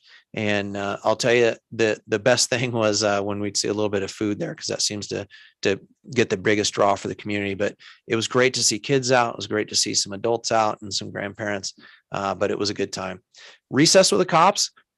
Let's just look to the future on that one. That one's coming in 2022. What we didn't want to do is we didn't want to burden the school with one more program while they were sorting their stuff out as they were reintegrating their schools. We are working with them, and we're happy to say that we're going to be opening that program back up in 2022 shortly. I've talked about this for about 4 years now. Our crime stats will be looking a little bit different. It doesn't mean that there's going to be this drastic spike in crime. It just means that we're going to take a deeper dive, and we're going to transition from the summary report, which simply tracks the 7 crimes in part 1. And we're going to do an incident-based approach, which will track the incidents, but it'll track several crime types within each incident. And there's going to be a greater depth on the information that's collected and then analyzed as part of that. So we are looking forward to that. As you can imagine, when you do a technical shift like that, it does take time. So it was delayed from 21. We do anticipate it to come either in 22 or 23. So we are looking forward to that. Our volunteers, these are our ambassadors to the community. You can see there in the upper left, that was at our awards dinner where Kathy McKinley was our VIP of the year. The upper right photo shows that they were out at National Night Out. In the lower left, this was a great program, and we had never done this before, but this was over at Costco. We partnered with Costco, and Lindsay Ortiz, our crime prevention specialist, connected with both Costco and the Marine Corps to do 2 Toys for Tots run. We collected so much from the generosity of the people right here in this community that Lindsay had to get a box truck to put all those toys in. We took a vacant office and a half just to put all the stuff in. So wildly successful event. Great job on our volunteers' part. That is a program that doesn't happen if we don't have our volunteers. Each year they put in thousands of hours. They're out patrolling your streets. We get the complaints of the speeders on Comunidad Sahara. They're the ones that sit there and do loops on there. They'll maybe bring a radar gun out and do radar and tell us what the speeds are as they come back. They do the vacation house checks. They're in your community all the time, and they're protecting and serving. We also, in the way of volunteers, we have reserve officers, and we're actually sad, but we lost 2 of them this year, and they decided to retire. And they decided to retire after a combined total of 75 years of service. 75 years is a tremendous amount of time. And this is every hour they spent was volunteer, was for free. And that is Officer Walt Welty and Mark Silvera. Walt is in the upper 2 pictures, and you can see him there with his friend Ted Fick, who's a current reserve officer with us. And he's at a couple of special events directing traffic. And then Mark Silvera was actually a use of force instructor, an emergency vehicle operations instructor. In that lower left picture, you actually see him at our Citizens Academy, teaching our citizen students what it's like to train like an officer. And then you see him in a pretty humorous photo on one of our previous National Night Out events, writing a ticket to a child for probably not wearing his helmet as he's sitting on the back of that scooter, because we do try to stress that. On the back cover, if you flip over to the back cover, that is our awards and recognition section. And I just want to highlight the officers and staff members in there. Officer Matt Ridgers was selected and recognized as our Officer of the Year. He's one of the patrol officers, and he's very, very active. He's very good. And he is part of the reason why our solve rate is so high and our crime rate is so low. He's out there solving multiple burglaries on the patrol level, just doing an excellent job. And I'm sorry, the right side of the slide is cut off a little bit on the screen here, but Officer Chris Young is one of our reserve officers, and he's worked 40 years in volunteer service between search and rescue and being a reserve. He's one of our reserves. He continues to work in here in town, and we're just happy that he's dedicated so much time to the town. And this is actually his 4th time receiving the award. Just absolutely amazing. I've talked about her earlier, but Alma Tinajero won our Ernie Kern Award. Ernie Kern was he was actually instrumental in creating this bond and this relationship we have with our kids in town. And Alma is carrying that torch forward and really doing a great job, because with the reintegration of the schools and the different rules, it's been very, very challenging, and she's been doing very, very well at that. Our 2-time awardee here is Kathy McKinley for our VIP. That's our Volunteers in Police Service Award. And what doesn't she do? She's out doing patrol checks. I even have a photo of her at one time washing some of the cars in the parking lot because she wanted to make sure they were clean before they went out. She does the vacation house checks. And one of the sweetest things she does, and I tell you, you can't beat it, is every Friday she bakes some cookies and throws them on the table, and they're absolutely delicious. So the love she has for this community and how she serves everyone, the community members on the street and the folks here in town, is just phenomenal. Okay, so our employees of the quarter, we like to call this the People's Choice Award. So this is where staff here basically vote and say, this is who we believe should be selected as the employee of the quarter. This is open to all staff members. First, you all know Juliet Kelly. She is my assistant, and she frankly is why I think we had a phenomenal year administratively, and we were able to be so responsible fiscally, is that she oversees and helps me oversee the budget. She makes zero mistakes, does an excellent job. When you talk about what is the responsibility of someone working in government, fiscal responsibility should be right up there with everyone. And Juliet does that very, very well. Chris Stark is one of our patrol officers, is actually taken a round in the detectives. And just like Matt Ridgers, is very active on patrol, does a lot to solve crimes and keep crime down. Steve Stapleton is he's actually our patrol and traffic supervisor. You can see him during the daytime. So he's the one that's responsible for making sure that we've got traffic enforcement where it should be, that our patrol teams are set up. But more than that, he's frankly, throughout the past few years, he's provided excellent guidance. He has just been an outstanding team member during the ups and downs of the last few years. He has just been a steady rock. He has made sure that no matter what is happening in the town, on that line level, the people that are out there on patrol, that they are serving the community. So good day, bad days, doesn't matter. He makes sure that the teams are out there and they're serving the community and they're doing a good job. I do want to remind everybody that we do have, and I'll just say the easiest way to find it is to just Google Danville Police Chief. But if you want to write down the link, I put it on the screen here. We have past updates of our quarterly updates. We have past of our yearly updates. And in some of them, you can see there's, I'll go into a lot of detail in one focused area. And one that I want to highlight is our September 2021. And that's where we talked about training. In that one, what I did was I talked about generally what an officer comes down to the town of Danville with, the additional training that we provide them when they get here, but then also over the calendar years for 21 and 2022, what all of the officers are going to be receiving throughout the year. So this is what we did last year and what we're going to be doing through this year. And you can look forward to seeing that for the following years in another one of my quarterly updates. With that, I am happy to answer any questions you have. Great, Chief. We always appreciate the depth that you go through, and particularly to see the statistics always headed the right direction to continue to keep this a safe community. And also for your leadership in our new hires.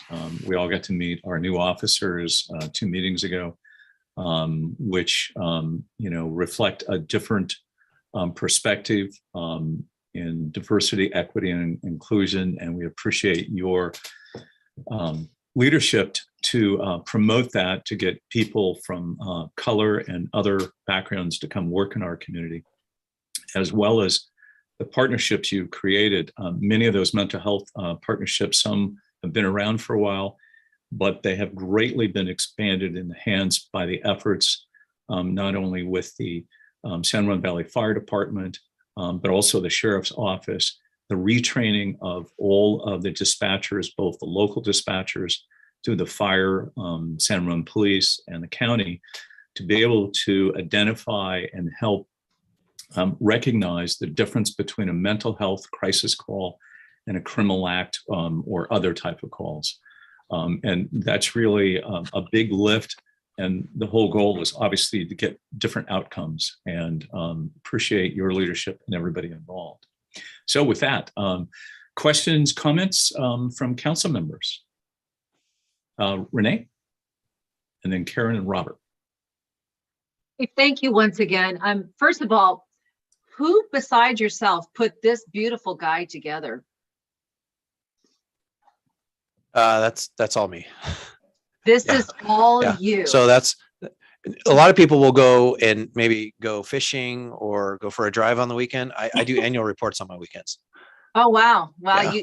You're a very interesting man. I'm sure your wife really loves that that's what your weekends are entailing. So I did have a specific question though in reference to the closure rates. I know that you've talked about the cameras and our citizens and all of that being able to have a closure rate, but I also know that there's some things that have been going on with the DNA and getting DNA back in time to have that closure rate.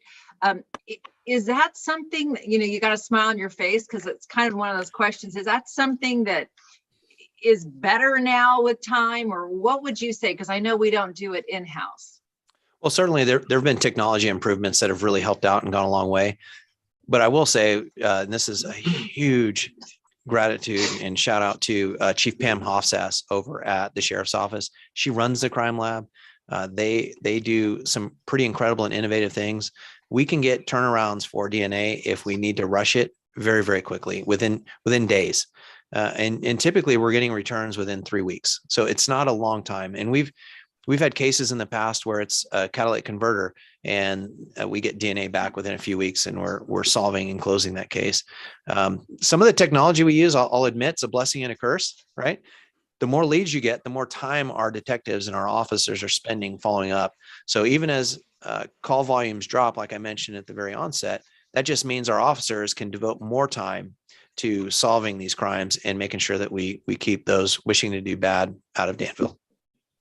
Just one more question, if you don't mind. A lot of people have cameras now, and it's a good thing, surveillance and all that. And I'm sure that, but there's also the ability to connect that to all of you as well.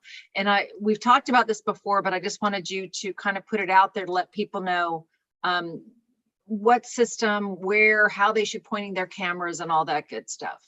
That's a great point, but I want to let me separate the camera and the connection to the police department into maybe two things. People's personal cameras on their homes and what they have at their driveways and their front doors, we have no connection into that. And frankly, we don't want it. We don't want to see anything on people's personal private property. But we do have a relationship with Flock, which is the system that we went to 18 months ago. And that is the replacement vendor for our automated license plate camera system. And that's where we jumped from 13 locations throughout town to 23. Now, these are public locations in town, and we chose the locations based on their entry or exit into town, and then their central hub locations in order to shrink the town. And what we found was there were some communities in town that really wanted them on their private road. And without naming a community, there is a community in the center of town that is a very, very safe community. There's one way in and out. And what they decided to do was put their own Flock camera, pay for it themselves, and then do a handshake agreement with us to send the data. And what that does is if a stolen car goes down their street, if a felony wanted car goes down their street, or if a crime is committed, we'll have access to that information to respond appropriately, either to prevent a crime or to solve one should one occur. So Flock is if somebody has footage, they would be giving the information to you via Flock. Is that how it would, or is it also? Yeah. So it's something that actually happens behind the scenes. What it is once the camera is in place, they set the camera in place. Then on the back end through Flock's cloud system, it's actually transmitted there. So it's nothing that someone has to actually do. In fact, when we look at it on our map, that community camera that's paid for by the community and in someone's community looks just like one of our own cameras. So maybe instead of 23 locations that you all authorized and we pay for as a community, we have like 26 or 27. Wonderful. Wonderful. Yeah, it's good that a community is so proactive. But once again, thank you so much for the report, and excellent report. And I love this. This is great. Thank you. I would just add too that, Chief, you mentioned it before when Renee was asking about that people like I have Ring, while you don't get a direct access to it, you should register, and you can go to our website to register it. So if an incident does happen, our police detectives can contact you to say, hey, did you see anything on your, and we have like our cul-de-sac, every single person has a camera. So lots of data out there. Karen? Good information. Yeah, thank you. Oh, great. Thank you very much, Chief. It's just a magnificent report because it's so well organized with all of the index and the number of items that are on there, and appreciated you pointing out to me today, even when we spoke about the mental health section. And of course, you covered it so well tonight. But I especially appreciated you reviewing again the training part that you went through in September, because it had increased so much already. And here we are at the beginning of 2022. And it's something that we often get questions about in farmers market and other places when we're around town. And so you're always right ahead of the game in terms of those answers. So thank you for that. Secondly was the VIPs. I hadn't realized that Kathy McKinley has been volunteer of the year once or twice already. Mhm. So it's just that I was looking for some help, and I thought, oh, I saw the two of them having two of your VIPs having ice cream out in front of all of a sudden it slipped my mind over there on Prospect.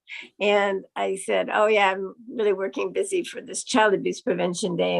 And they said, oh, we'll do it. Why don't we do it? We've seen it before. We can get everything together. And the enthusiasm and the passion of these people, I'm amazed that those two had already what would you say, retired? That was Mark Silvera and Welty. They've just been incredible. So kudos to the people that are so personal, and they're personal because every time someone asks me, what is our job as our police? Do you not know a police officer? That's the goal. That's the chief's goal, that everybody knows a police officer in this town and can talk to them about the issue. And I have to say, you're the best example for that.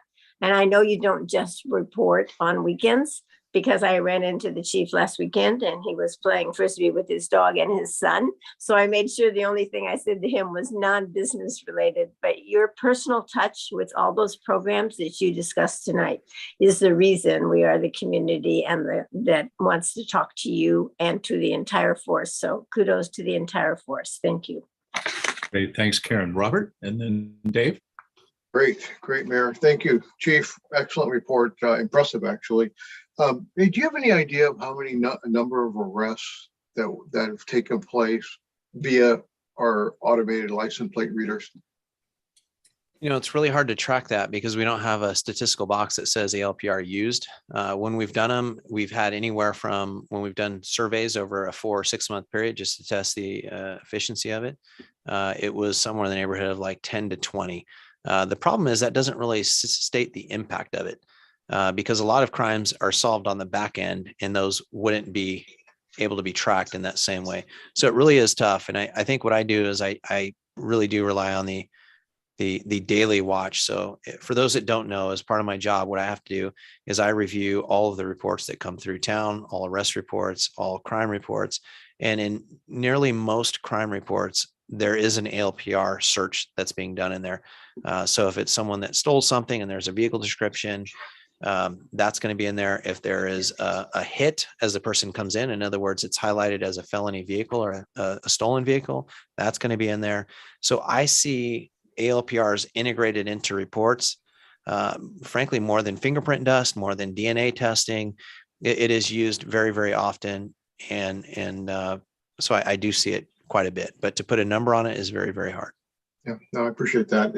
If for some reason in the future that you've come up with a way of doing that, as a council, sometimes it's nice to say, hey, we've put together, I don't know, 140 arrests based on, our license plate readers.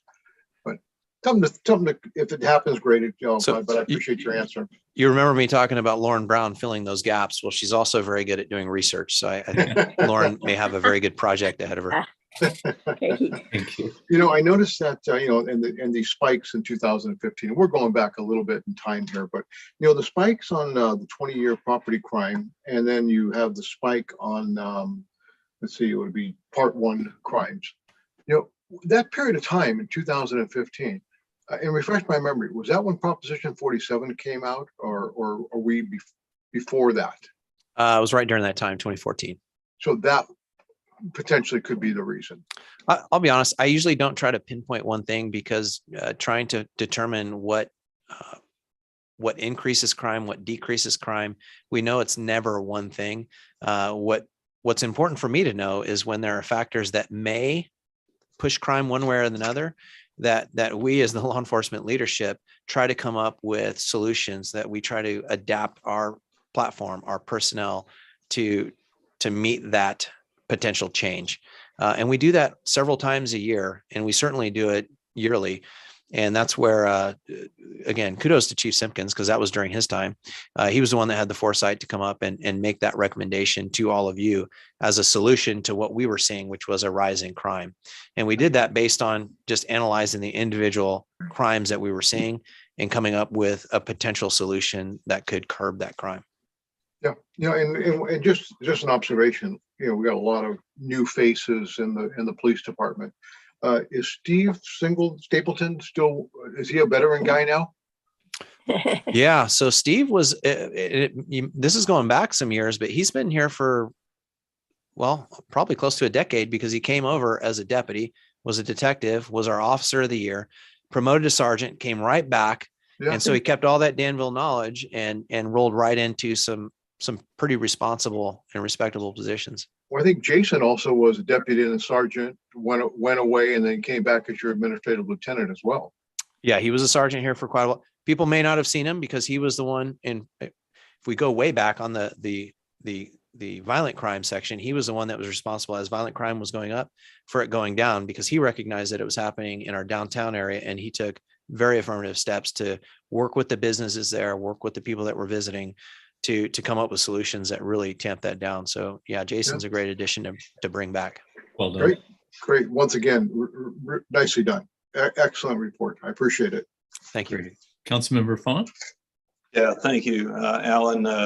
Great annual report, and obviously impressive results demonstrating the partnership between the community and our police. What's probably even more important to highlight is the fact that we're contracted with the county, yet under your leadership, you and your staff have a personal relationship with our town that is so much more meaningful than just a job and a responsibility. So we really appreciate that relationship that you have. The second is that I appreciate under your leadership, you're always not just relevant, but proactive and relevant. And what's important to highlight here is that you're not indexing against what average America is doing. You're indexing against what our actuals are, and always striving to get to that number 0. And when we're talking about incidents, so we really appreciate that that you and your staff are committed on really not just reducing, but achieving a goal of no incident, no crime in this town, because that's one reason why we're such a special place for those who live in our community. The one final question I do have is, what can we do as a community to support you and your staff as we take a look at 2022 and 2023? Well, that's a great question. And I really, when I start to look at how we can improve and what we can do better, I think as a community, we're on the right track. As we're opening up, I'm seeing relationships being built. The biggest struggle we have, frankly, and this is more of a business leadership analogy, but is when the gap between perception and reality, right? What is the council doing? What is the police department doing? What is this? When that gap is so big, people will, human nature, they'll fill it with the worst thing possible. Yeah. And that's why for me, as the gates opened up, I knew that it was very important and continue to know that it's important that we stay engaged. That's why I'm very happy to make sure that these annual reports are in your farmers market bucket. And I'm happy that when we go to events like we're going to be at tomorrow, that we're all out there together and we're working hard to explain what it is we do and take that gap between perception and reality and shrink it to where it is a small crack in the pavement. And so there's no doubt as to what we're doing to provide services and how hard the police department is working for this community and what we're doing to serve, because it is very important. If we go back on some of those other Pelian principles, one of the biggest things that is the theme through those is really the partnership that we share with the community. Nothing happens without that. Great. Thank you for your candid comments. And again, a very impressive report. And thank you again to your staff as well. Thank you. Great. Thanks, Councilmember Fong. And Chief, thank you again for your report. Please give our thanks to your entire staff. And we look forward to the next update, particularly on our mental health progress. So thank you so much. Thank you. All right. This will take us to item number 7.3. And this is legislative update by Deputy Town Manager Diane Friedman. And I think she also is going to give us a little bit of an update on some earmarks and some requests of some of our successful lobbying. So Diane, welcome. Oh, good evening. I am having problems starting the video. So I will just kick off, and maybe Marie, you can give me some assistance with that. All right, good evening, Town Council. I am pleased to be here to provide this legislative update to you. At Town Council's direction, the town continues to be actively engaged in legislative advocacy efforts that are aimed at protecting and promoting Danville's best interest. The town's legislative goals are defined in the Town of Danville legislative framework, and that includes to advocate the town's legislative interests at the state, federal, regional, county level to support the town's mission and vision, serve as an active participant with other local governments, the League of California Cities, regional agencies, and professional organizations on legislative issues that are important to the town and the region. Participate in the Tri-Valley Cities Coalition to work together on legislative issues, projects, and initiatives at the state, federal, regional, and county level. And also to seek grant funding assistance for town projects, services, and programs. Since this is the first Town Council legislative update for the 2022 session, I wanted to highlight a few of the deadlines in the legislative schedule, as our legislative advocacy work is planned around these deadlines, as well as provide a beginning of session update to the advocacy work as we track bills that impact Danville throughout the legislative session. The most recent legislative deadline was February 18th. That is the last day the legislators had to introduce bills in the 2022 session. As of February 18th, there were 1,373 bills that were introduced in the Assembly and 666 bills introduced in the Senate, for a total of 2,139 bills for the session.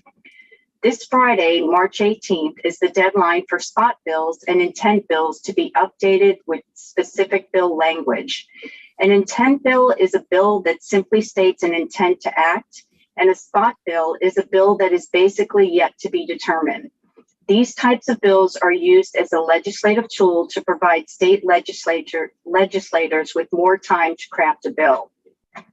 These deadlines underscore why this is the first Town Council update and why we are still early in the session.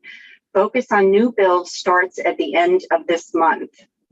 During the month of March, April, and May, bills moved through the policy and committee hearing process in the House where they were introduced, otherwise referred to as the House of Origin. May 27th is the last day for bills to be passed out of their House of Origin. After the May 27th deadline, the bills move out of their House of Origin and go through the same policy and committee hearing process. Now I'd like to move into the current status of our advocacy work. Currently, staff in partnership with the Tri-Valley Cities Coalition is working with Towns and Public Affairs to identify bills that will impact Danville and the Tri-Valley Cities Coalition.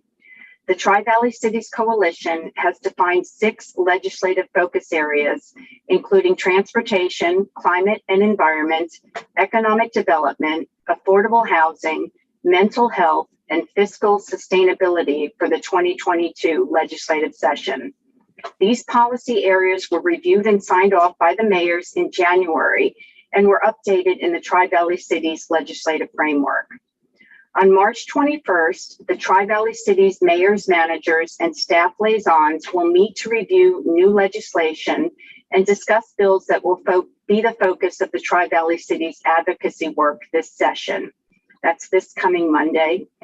In addition to Danville's work with the Tri-Valley Cities Coalition, the Danville Legislative Committee, consisting of Mayor Arnerich, Councilmember Stepper, and Town Manager Joe Calabrigo, also including staff support Diane Friedman, will meet the fourth Tuesday of every month. The next Legislative Committee meeting is this Tuesday, March 22nd at 9 a.m. The Legislative Committee will review the bills recommended by the Tri-Valley Cities Coalition and also identify other bills of significance to the town and identify positions for each of these bills. Advocacy work will include, but is not limited to, a legislative advocacy day in Sacramento that is being planned, authoring and submitting advocacy letters to our state elected officials, updates to the town website, meetings with both federal and state legislators and or their respective staff members, public outreach, including these legislative updates to the town council, and of course, the work of the legislative committee during this session. As of the next town council report, there will be more information on the bills the town will be taking positions on this session. There are bills from last year's session that are 2-year bills that we will be tracking, and we did take positions on last year. Senate Bill 6 was the Neighborhood Homes Act. It authorizes a residential development on lots that are currently zoned for commercial, office, and retail space, such as strip malls or large big box retail spaces. This bill would require density for a housing development under these provisions to meet or exceed the density of at least 20 units per acre for a suburban jurisdiction. This is a bill that the town opposed last year during the 2021 legislative session, and we will be focusing on continuing to advocate to oppose this bill during the session. SB 15, this is a funding bill providing for the Department of Housing and Community Development to administer incentives in the form of grants to local jurisdictions to rezone big box retailing sites or a commercial shopping center to allow for development. The town supported this bill last year. It is a funding bill, and we will continue to watch this bill as well. AB 988, Assemblymember Rebecca Bauer-Cahan's bill that would require the Office of Emergency Services to take actions to implement the hotline system, designating a 988 crisis hotline center or centers to provide crisis intervention services and crisis care coordination to individuals accessing the 988 hotline. The town supported this bill during the 2021 session. The governor's January budget included significant investments into AB 988, including $7.5 million this year and $6 million ongoing to the Office of Emergency Services to advance the implementation of AB 988. In addition, the Biden administration, Department of Health and Human Services, recently hosted a stakeholder meeting to review the federal strategy to address the mental health crisis. Part of the initiative is to launch the 988 crisis response hotline at the federal level this summer and strengthen community-based crisis response, setting aside $700 million to staff and shore up local crisis centers. It is likely the federal initiative will supersede AB 988. There is definitely momentum there. We will continue to watch and support this bill and provide town council with updates on this legislation, both at the state and federal level. And the last 2-year bill that we are going to continue to watch is SB 45. This is also a funding bill. It's a short-lived climate pollution, organic waste reduction goals, local jurisdiction assistance bill. It would require the Department of Resources Recycling and Recovery, otherwise known as CalRecycle, to aid local jurisdictions, including funding to reach organic reduction goals. The town did not take a formal position on this bill last year as it was very early placed in the suspense file. Under grants, the federal government has published the Building a Better America Competitive Infrastructure Funding Opportunities for Local Governments packet. This is a bipartisan infrastructure law that includes billions of dollars in competitive funding available to cities, towns, and municipalities across dozens of new and existing programs. Town staff is reviewing the information to determine funding opportunities for Danville. And last but not least, last March, the town embarked on a project of submitting for federal funding with our lobbyist, Townsend Public Affairs, for community projects. Danville submitted 2 projects for funding, including $350,000 request for the Iron Horse Trail Crosswalks project and $1 million for the traffic signal modernization project. Town staff worked very closely with Congressman DeSanye's staff to gather specific information on these projects, gather community letters in support of these projects, and worked with Townsend to advocate on behalf of these requests throughout the legislative process. I am happy to report that as of a few hours ago, these two funding requests were approved and signed into law by President Biden as part of the omnibus spending bill. Congressman DeSanye's district received 37 funding requests for 10 available community projects. Danville secured 2 of the community projects that were allocated to the congressman. Staff has been given information that the town will have to submit for this funding in the form of grant applications through the Department of Transportation, and we are waiting further information on how to submit. We are also working with Congressman DeSanye's office and his staff on community project funding for the next fiscal cycle. In addition to federal funding, we are submitting requests for state funding for 2 capital improvement projects totaling $1.2 million. That concludes my report, and with that, I will turn it back over to you, Mayor Arnerich. Diane, thank you so much for all the hard work you put in, the depth of knowledge. I also want to acknowledge, before we go back to the council with questions and comments, that public comment is invited under all 3 items, 7.1, 7.2, 7.3, and appreciate we have Veronica Benjamin, who's been patiently waiting, and we will get to them as we finish, and comment is invited on all 3 of these items. So are there any comments or questions of Diane at this time? Robert? Well, it's a compliment. Wow. Yeah. I don't think you're ever going to leave this job, Diane. This is going to be your job forever. You do such an amazing job at this. Thank you for the updates. And I know that, tracking is extremely difficult. And I appreciate all the things that you sort of carved out that can affect us directly. And with that, I'd say a big thank you. And, thanks for keeping us abreast of all this and making something, that most people would find extremely difficult to understand simpler, and that's a big deal. So it makes it a little bit easier to digest. So thank you. Nicely done. Yeah, Councilmember Morgan. Nay?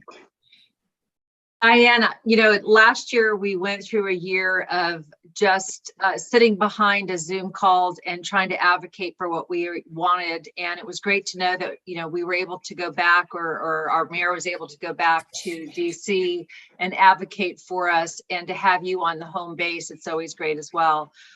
Looking forward to more advocating, and if there's anything we can do as an entire council, I know we've got your back, and we're there for you. We really appreciate all the work that you put into this. This is going to be one of those years where some of these bills that didn't make it through are going to be tried to be reintroduced or kind of revamped and kind of put through, rather than the front door, the back door, to see if it'll pass this time. And I appreciate you being at the helm and making sure that we're all aware of it. So thank you for all you do. Thank you, Councilmember Morgan. Any other comments or questions before we open up public comment? Councilmember Fong? Hi, Diane, great report as always. So I'm going to put you on the spot a little bit. We've seen a trend over the last couple of years with the state basically removing or reducing the amount of local jurisdiction when it comes to doing the right thing. From your perspective, what's the likelihood that we're going to be able to see some change in Sacramento, where we're, basically be, allowed to be empowered a little more, be able to embrace a little more local control versus what it has been trending over the last couple of years?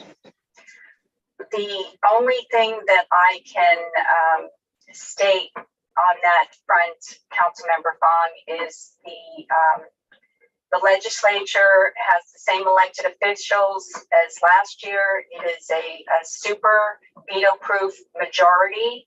So I think the changes, the wish list of seeing changes are going to be unlikely this year. And we are going to see, we're going to see more of a push to on housing. Affordable housing is something that we definitely have decided that we want to get behind, but there is definitely going to be more of a push to usurp local control. Okay. Yeah, this is also election year for a few of those legislators. So I'm hopeful, and, I absolutely support the advocacy of League of Cities and others to hopefully convince some folks up there in Sacramento that we know what we're doing, and we shouldn't be told what to do, because we will do the right things. Thank you. Great. Diane, thank you. Karen? Okay, just a quick comment, but it's always a joy to work with you, Diane, because you are so thorough. You never hurry the report. And we appreciate dealing with this in the subcommittee and having even more time to talk about some of these details. I especially appreciated, I think Robert Storer brought up the point that you put things into English that people can understand. And so I had a good time at my last Friday COVID party we have out in our street for our neighborhood, and passing out that flyer that you had with respect to the housing, that are so many of the issues that you discuss. And the flyer gives everybody a chance to put their mark on the pin map, and that's on the Danville Town Talks. And I know that Newell already did a nice report on that, and it goes online as reports when Newell interviewed Robert Storer with respect to some of those issues. And we're able to do that, Diane, partially because you're able to work with all of us to put this into a form in which we can explain to people. So I know we're getting hopefully good turnout for those reports, and they were very popular for me to give out at the farmers market, because people really want to have an answer and to understand what we're facing with state laws versus our control. Unfortunately, the former is where most of the control is. So thank you so much for a great report. Thank you. Great, thank you. And Diane, again, thanks. Karen, I'll see you next Tuesday. Yes. And just know that term limits at the state level has had its downside. But sometimes those who really want to take away local control, one of the worst is already gone. It's now the city attorney of San Francisco, and his cohort in the Senate has 2 years left and is already looking for another job and may jump to run for something else. So with that, we will now go back for public comment under item 7.1, 7.2, 7.3. And if you'd like to make any public comment on this item, please use your virtual raise hand in the Zoom feature. And at this time, I see we have one, Veronica Benjamin. And Marie, if we would let Veronica back in. And Veronica, welcome back. And you can make comments, or if you'd like to ask a question, and we'll answer a question after receiving all public comment. Okay. Thank you once again for letting me speak. You were making me, I was running to research the Brown Act after Chief Shields disappeared, but thank you for allowing this time for public comment. And I hope that Police Chief Shields is still on the line, because many of my questions are connected to his report. Firstly, I noticed that the violent crime statistics for March 2021, I was curious if that, if the murder or the homicide, assault, however you want to put it, of Tyrell Wilson is included in that statistic. Let me also just preface, I know that Chief Shields is a genuine and God-fearing and hardworking man. I know he puts a lot of effort into everything he does. So I'm just pointing out some pretty big lacuna, though it's a beautiful report and I know he put his heart and soul into it. I don't think anyone benefits when we don't mention the elephant in the room of something that quite dramatic that happened, within his department. Likewise, I know that he is a separate man from the sheriff, who's his boss. And I again would hope that he would find the humanity to make a statement regarding, an officer that used to be on his employee who's now been found to be, guilty of a violent felony. As he was pointing out, violent felony assault are a very serious matter. So I would hope that he would feel moved to comment on that.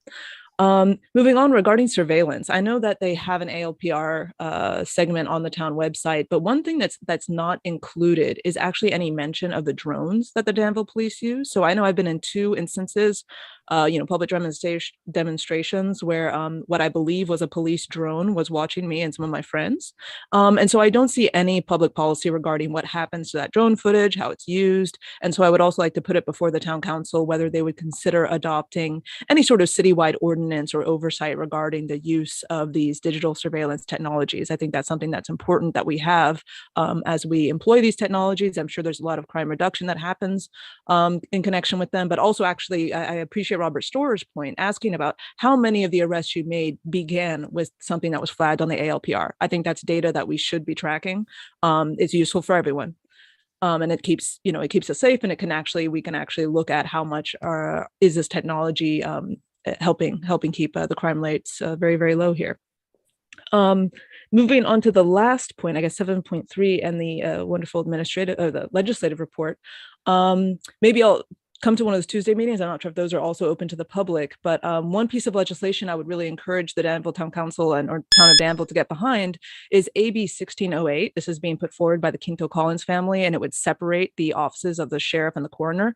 I know multiple times when I've asked about the investigation, you said, well, the sheriff hasn't released it, they haven't done it. So I do think if the sheriff and the coroner were different people, the investigation into police shootings would happen much, much more quickly. So I think this is relevant legislation for our town and our, disturbing history. Again, that's AB 1608. Thank you for all of your work. Great. Thank you, Veronica. We appreciate your comment and questions. Is there anybody else who would like to address or make public comment under 7.1, 7.2, or 7.3? If so, please use your virtual raise hand feature in Zoom. Seeing none. Marie, do you see any? Just to double check. Okay. All right, we'll close the public hearing and let's go back. So we have 3 questions. 2 were directed towards the chief. The first one was on violent crimes in March 2021. Chief, did you want to make any comments? And the second one was, well, it's really to the council, whether or not we would consider oversight on our digital tracking. Sorry, I guess I have to pull this over. Yeah. So first off, so I appreciate the questions. To the first question as to whether or not the assault was captured in that statistic, it is the one assault that's listed for March. So that is captured in those statistics. The second was about the small unmanned aircraft system. And it was a question as to how I believe the question was to how they were used and what oversight is there. And there is a sheriff's office policy that states how we are to use it, and that we use it in accordance with the FAA and follow the FAA rules. And we use it where it can help support first responders who would benefit from an aerial view, where a different tactic may be hazardous, dangerous, or maybe escalate a situation.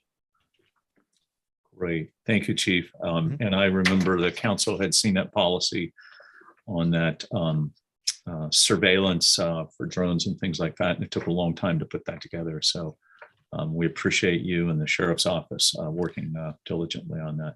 And Mayor, if I could just address one thing real quick.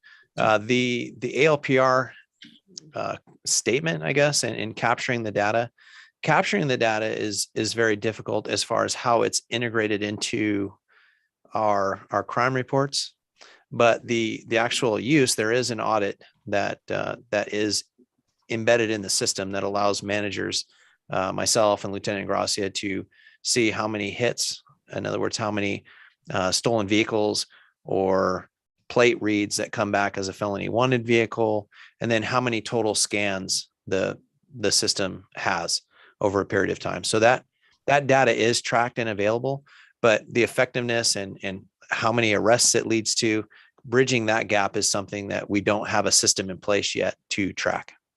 Great. Well, we look forward to this technology, and I know you're going to possibly be presenting, as you do every year, some possible technology opportunities during our budgeting process. So we look forward to that.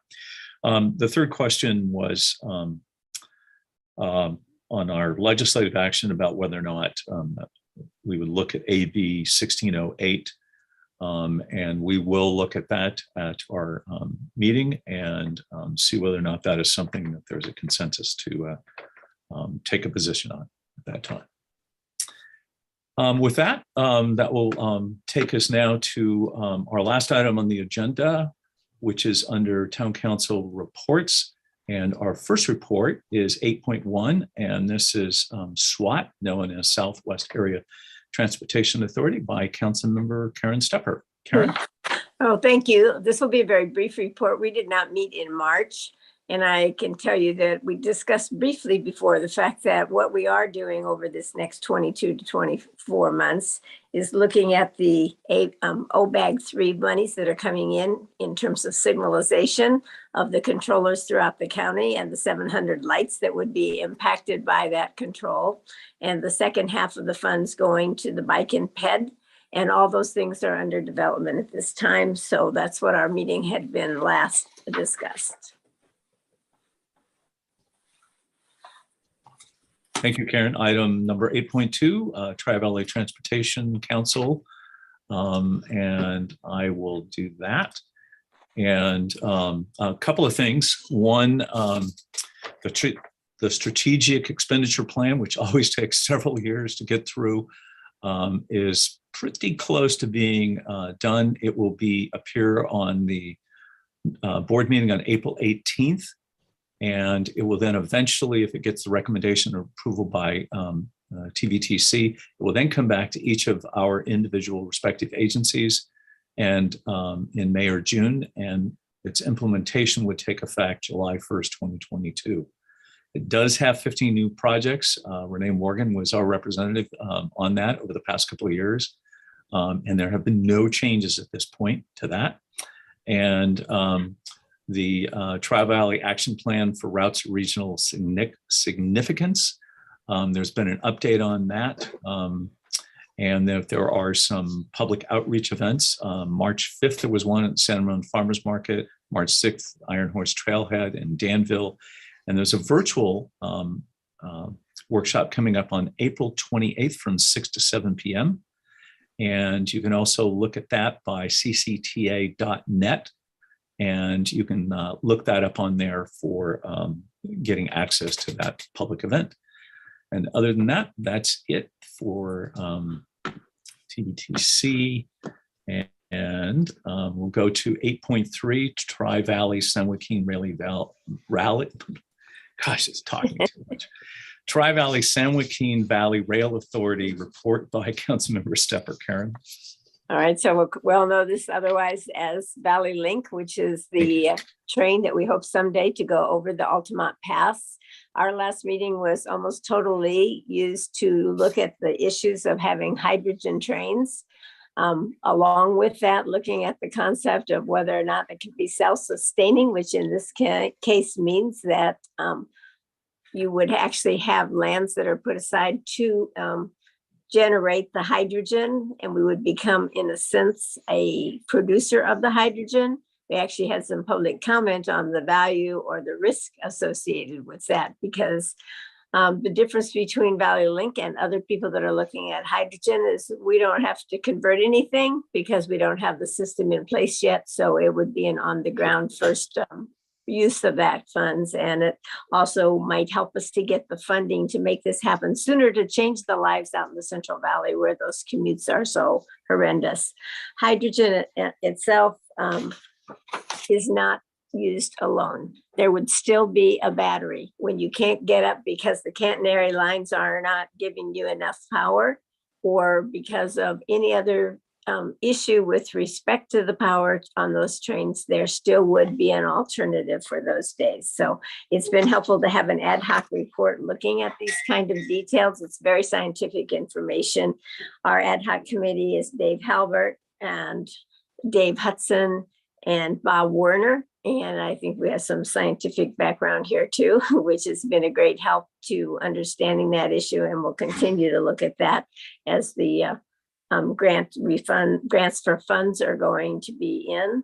Kevin Sheridan did most of the reporting this time. He's the new head. Remember, he replaced Michael Tree, and he's up to date on every issue. It's been a joy already to work with him. So thank you. Great, Karen. Thank you, and thank you for all your work on that. And it is a strategic opportunity at this point, given all the federal funding that's available, particularly for hydrogen and alternative fuels. And also with the announcement that Chevron is looking to create a partnership into hydrogen, and they'd like to do it locally. So great opportunities. Great. So this takes us to item 8.4. This is town council updates. I have one, and if you have one, we'll do that second. iGate, Innovations in Green Events Technologies. As you know, iGate is a joint venture project that was originally between the 5 cities and Sandia and Lawrence Livermore National Labs, as well as public-private partnership with other business entities. And San Ramon subsequently had dropped out of that. The really outstanding news after all of this time and looking for the model, and the goal was to help foster, keep local brain power here, and to help create a community of investment and show and demonstrate that public agencies want new businesses to open here, to help grow and to stay, and not do that in Silicon Valley. Last week, ITV Innovations, Innovation Tri-Valley featured 12 different companies that were all startups here. 2 were in Danville. One of those came through our iGate facility. And I'll talk a little bit about that tomorrow at the State of the Town. They raised over $30 million locally.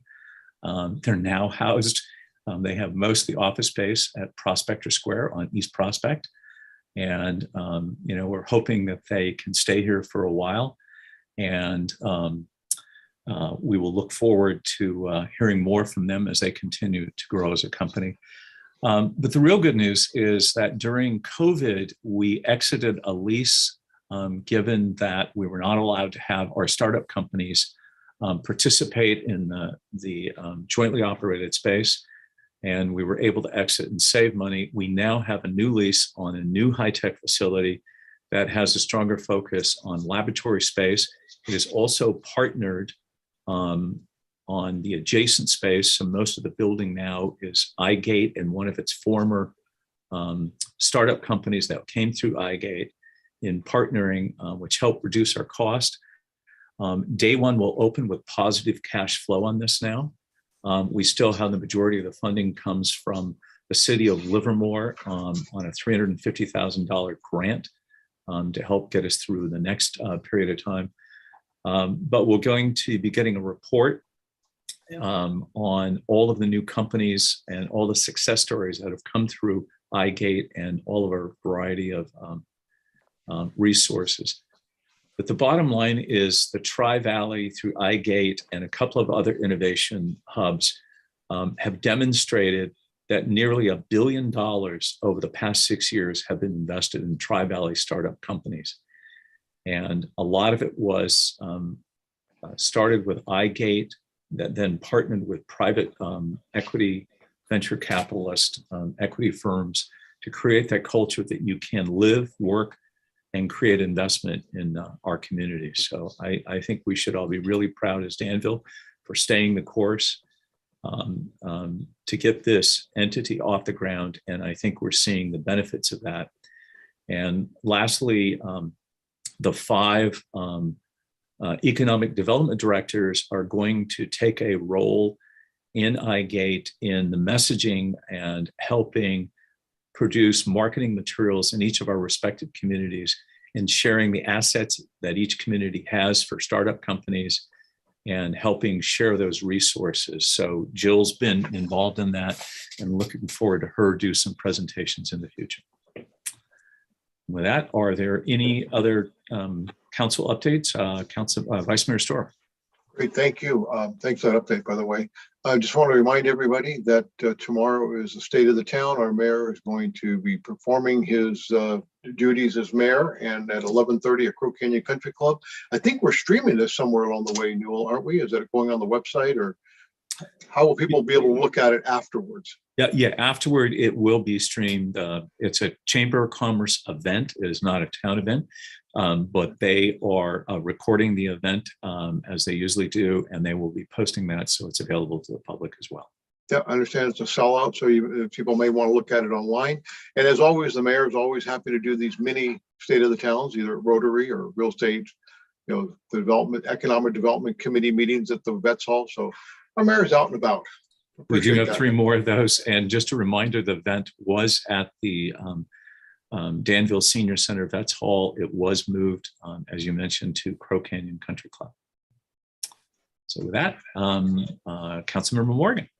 Just really quick, I'm looking forward to tomorrow as well. And it's great that we can be out and about again, because I'll tell you, it's been one of those years where it's been everything behind this stuff. So I'm happy to see all that. I'm sure that's part of the reason, people are getting out and about as well. Speaking of getting out and about, on the 17th, Newell and I sit on the Friendship City as liaisons for the council. And on Thursday, we will be having from, I think it's 1 to 8 o'clock, Newell, if that's correct. Downtown Danville is celebrating Eugene O'Neill, and also Danville, Kentucky. And so we'll be celebrating Ireland that day. So join us and shop the mini shops and plan your dinner downtown that day as well. Yes, actually, Renee, thank you for mentioning that. Just a reminder that the council had asked, and we did light the Danville Library from Saturday evening through Sunday morning in the colors of the Ukrainian flag.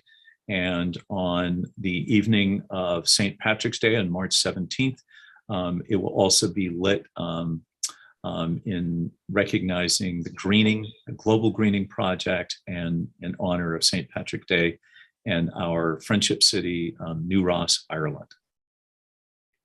With that, and we will now adjourn our meeting, and a big thank you to Marie again for helping get these meetings organized. And just to the public, as we go forward, we are going to be looking at going back to live meetings, and we're going to try to do a hybrid live meeting and a Zoom meeting at the same time, and we'll evaluate how well those go.